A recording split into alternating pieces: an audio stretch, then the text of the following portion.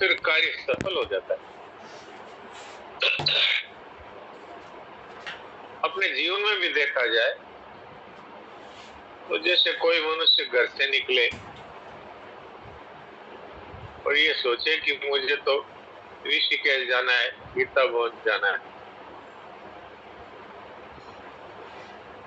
और वो वहां से रेलवे स्टेशन तक आकर के और अपना निश्चय बदल दे कि वहां नहीं, मेरे को तो गोवा जाना है।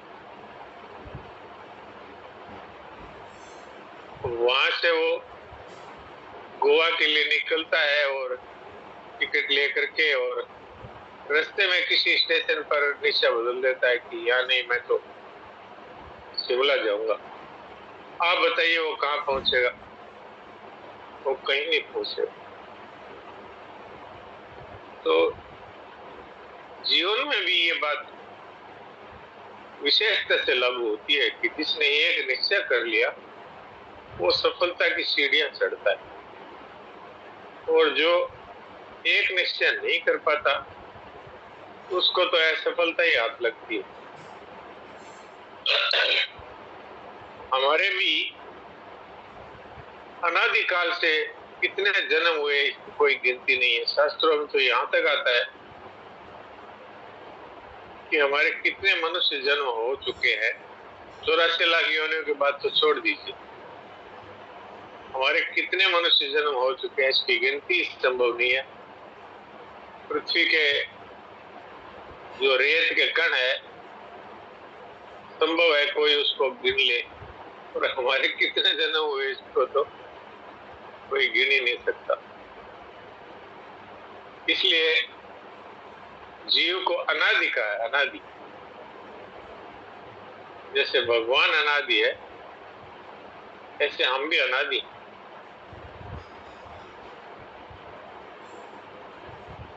तो अगर हम निश्चय कर ले तो हमारा जीव भाव अनादि तो है पर अनंत नहीं है, इसका अंत आ सकता है। जीव है वो परमात्मा के समकक्ष हो सकता है, इतना है बात। लेकिन प्रेमी है वो भगवान की बराबरी नहीं करना चाहता, वो तो भगवान की शरण होना चाहता। और भगवान इतना दयालु है कि भगवान कहते हैं कि तू तो मेरा मुकुटमणि हो सकता है, यानी मेरे से भी बड़ा। तो ये एक निश्चय की शक्ति है। मीराबाई की बात बार बार याद आती है। उनके पास एक ही तो मंत्र था, मेरे तो गिरधर गोपाल दूसरों ने कोई, दूसरों ने कोई, ये है मूल मंत्र। और हमारे जीवन में क्या दुविधा है कि हम संसार को भी चाहते हैं और परमात्मा को भी चाहते हैं। ये तो हम साधकों का हाल है। और संसार के जो दूसरे जीव है, जो मनुष्य है, और जीवों की तो बात ही क्या है, पशु पक्षी कीट पतंग, ये तो बेचारे न तो इस योग्य है कि समझ पाए, और न उनको ऐसा अधिकारी है। पर मनुष्य में भी ऐसे कितने लोग हैं जिनको मनुष्य जीवन का उद्देश्य है पता है। ऐसे कितने लोग हैं जो सत्संग के बाहर आंख पसार के देखो, इससे बात करके देखो। मेरा तो काम पड़ा है बात करने का, ये पूछने का भी काम पड़ा है कि भाई मनुष्य जीवन का उद्देश्य क्या है। जब मैं विदेश में गया था, अमेरिका में एक यूनिवर्सिटी में, वहां पर मैंने ये वहां पर जो विद्यार्थी थे उनसे प्रश्न किया। तो अपने हिंदुस्तान में तो क्या है, बहुत से लोग सीख गए इसलिए वो कह देते हैं भगवत प्राप्ति, और वहां तो सत्संग का अभाव ही है, वहां तो कुसंग ही विशेष है। तो वहां किसी ने नहीं कहा कि भगवत प्राप्ति है मेरे जीवन का उद्देश्य।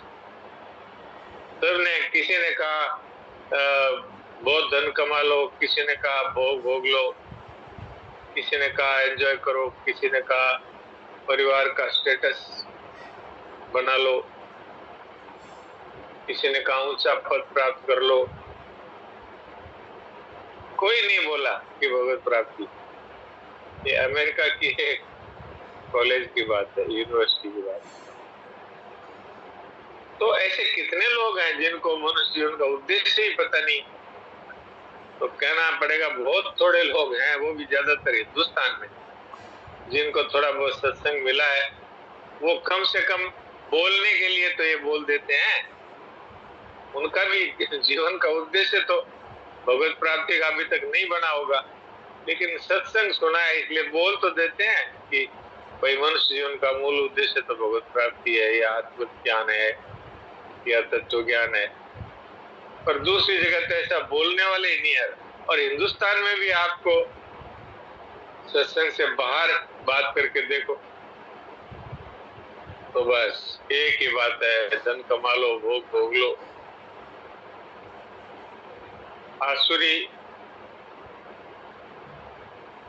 आसुरी संपत्ति का वर्णन किया है भगवान ने, देवी संपत्ति और आसुरी संपत्ति का गीता में। तो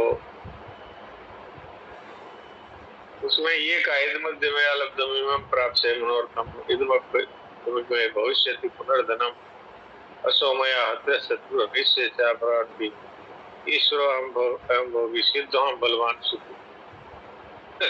अब कहाँ तक कहें, तो पूरा आप 16 अध्याय पढ़ेंगे तो पता लगेगा।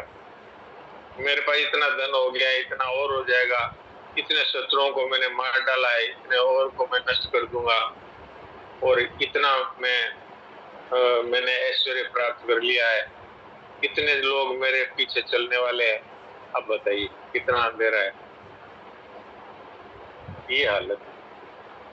तो अपने को तो आज की कहानी से और आज के सत्संग से ये निर्णय करना है कि हम साधक हैं तो अपना उद्देश्य तो एक बन जाना चाहिए, एक ही उद्देश्य बस। आप कहेंगे तो फिर क्या गृहस्थी को छोड़ के भाग जाएं कहीं, ऐसा नहीं। ये भी साधन का एक क्षेत्र है। परिवार में सबकी सेवा करो और किसी से कुछ बचाओ, समाज में भी सबकी सेवा करो, किसी से कुछ बचाओ। पति की सेवा करो, पत्नी की सेवा करो, माँ की सेवा करो, पिताजी की सेवा करो, दादा की दादी की सेवा करो, बच्चों की सेवा करो, पड़ोसियों की सेवा करो, दुखियों की सेवा करो, सुखियों की सेवा करो। जो भी अपने संपर्क में आए सबकी सेवा का भाव। और कलयुग में इसके साथ साथ नाम जप, ये बहुत अच्छा और बहुत ही सफल साधन है, सेवा और भगवान नाम का जप। और कोई चीज ताबे नहीं आवे भाई, अब ममता छूटती नहीं है, कामना छूटती नहीं। यद्यपि अगर विचार करें तो न तो ममता टिकती है न कामना टिकती है, बदलती रहती है। हम विचार नहीं करते, इसलिए इसको तो हमने कठिन माना। विचार करें तो ये बहुत सरलता से छूट जाती है, पर अगर नहीं हो पाता तो नाम जप जो है वो आगे जाके ममता कामना को छुड़ा देगा। तो नाम जप करें और सेवा करें। महाराज जी कहते थे 2 बातें बहुत ही महत्वपूर्ण है, एक तो सेवा और एक भगवान को याद रखें। तो भगवान को याद रखने का सबसे सरल उपाय है नाम जप। तो इसलिए ये कुछ नहीं हो तो कम से कम ये साधन तो करना चाहिए। और कोई ये ना समझे कि ममता छोड़ना बहुत कठिन है, कामना छोड़ना बहुत कठिन नहीं है। हमने इस पर विचार नहीं किया, इस पर ध्यान नहीं दिया, और हमने ये लक्ष्य नहीं बनाया। जैसे आज बात हो रही है ना कि भी एक उद्देश्य बन जाना चाहिए, तो हमने उद्देश्य ही नहीं बनाया कि ममता कैसे छोड़ें। नहीं तो भगवान तैयार है, संत तैयार है, और सत्संग में भी ये बातें अपने को बहुत आसानी से समझ में आ सकती है और जीवन में भी आ सकती है, कठिन नहीं है। तो ये बातें अब देवकी जी से बात करते हैं, और किसी का कोई प्रश्न हो तो बोल सकते हैं। देवकी जी आपका माइक खोल लीजिए। नारायण नारायण नारायण। नारायण। जब भगवान दुर्गुण दुराचार को नहीं देखते हैं, हाँ जी, हाँ। कामना की तरफ कैसे देखेंगे? अरे तो वो क्या देखते हैं उस तरफ तो पहले आगे बढ़ो। पहले आप ममता रखो, कामना रखो, सब रखो, चलो। पर आप एकमात्र परमात्मा मेरे हैं, इस पर तो पक्के हो जाओ, फिर तो भगवान सब कर देंगे।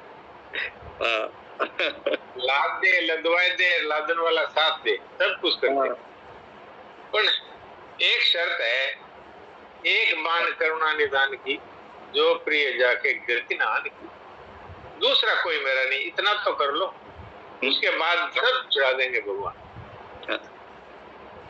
ये है बात। ममता कामना की तरफ नहीं देखते हैं, नहीं देखते वास्तव में। तो ये मैं सदा अमृता में रहता हूँ, मैं सदा अमृता में रहता हूँ, ये तो विचार साध्य है। हाँ बिल्कुल, ये तो विचार साध्य है और हमारे अनुभव साध्य भी है। आप देखो, अगर थोड़ा सा इस पर हम ध्यान दें तो ये कोई कठिन बात नहीं है। कैसे कि आप जब से आपने समझ पकड़ी है तब से आप अपने आप को देख रहे हैं, तो ये शरीर कितना बदल गया। आप बचपन की फोटो देखिए और अब की देखिए।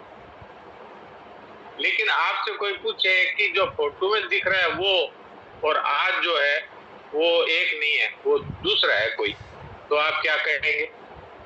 ये मैं ही हूं। शरीर बदल गया, साथी बदल गए, सामान बदल गया, योग्यता बदल गई, बुद्धि बदल गई, इंद्रियों की शक्ति बदल गई, सब कुछ बदल गया, पर मैं वही। इससे क्या सिद्ध होता है? इससे ये सिद्ध होता है कि मैं सदैव अमरता में निवास करता हूँ और शरीर सदैव ही मृत्यु में निवास करता है। क्यों? मैंने अभी कुछ दिन पहले ये बात कही थी। एक बहुत विख्यात डॉक्टर हैं, कर्नाटक के हृदय रोग विभाग के retired head doctor BM Hegde. उनका मैं वीडियो देख रहा था।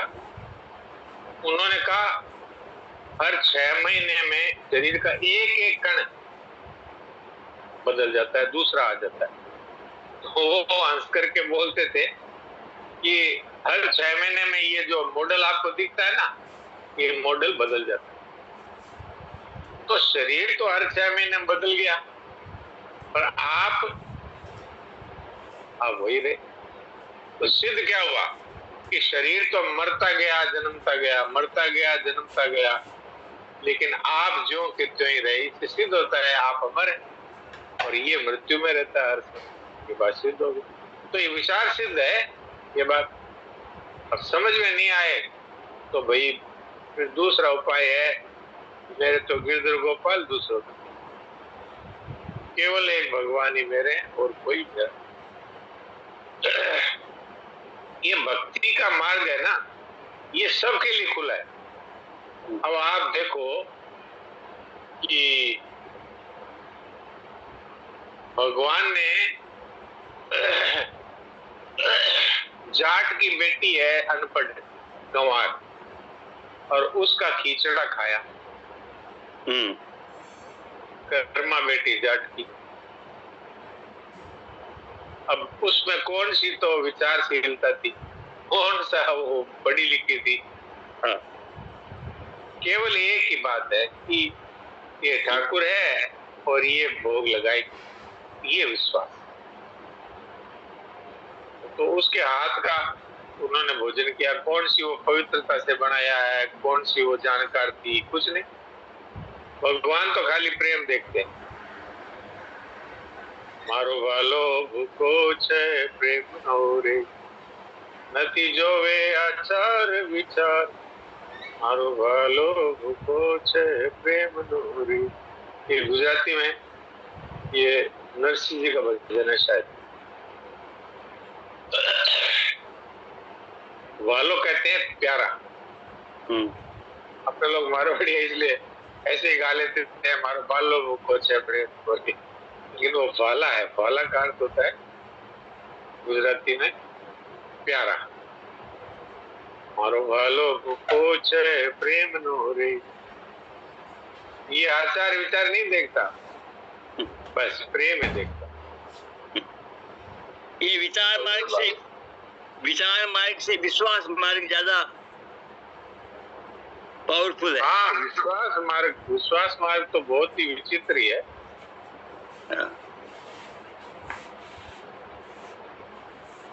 विचार मार्ग तो हरेक के पार नहीं पड़ती है। अब तो हम तो रोज सुनते हैं कि भाई ममता छोड़ दो, कामना छोड़ दो, तो प्रश्न वही का वही रहता है, ममता छूटे नहीं, कामना छूटे नहीं, अब और कोई रास्ता बताओ।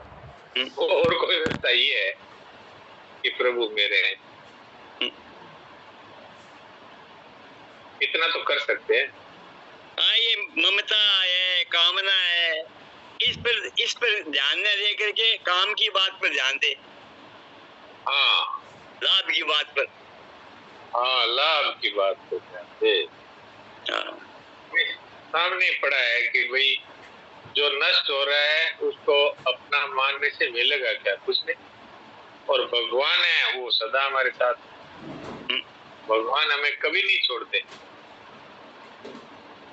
बस इतनी ही बात है, भगवान इन आंखों से नहीं दिखाई देते, पर आंखों से नहीं दिखते ऐसी बहुत सी चीजें हैं, पर हम उनको मानते हैं ना। तो भगवान को मानने में कहाँ दिक्कत